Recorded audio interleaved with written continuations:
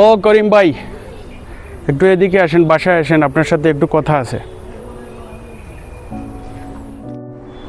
এই যে করিম ভাই, রাস্তার পাশে ময়লার ব্যাগটা ফেললেন কেন?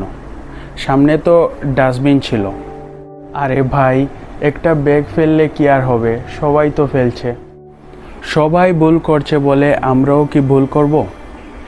এই ময়লা থেকে দুর্গন্ধ হয়, মাছি মশা জন্মায়, তারপর ডেঙ্গু, ডায়রিয়া, টাইফয়েড, কত রোগ ছড়ায় জানেন? তাই নাকি? আমি তো এতটা ভাবিনি। শুধু তাই নয়, বৃষ্টি হলে ময়লা ড্রেন বন্ধ করে দেয়, পানি জমে যায়, মশার বংশ বিস্তার হয়, শেষ পর্যন্ত ভোগান্তি কিন্তু আমাদেরই।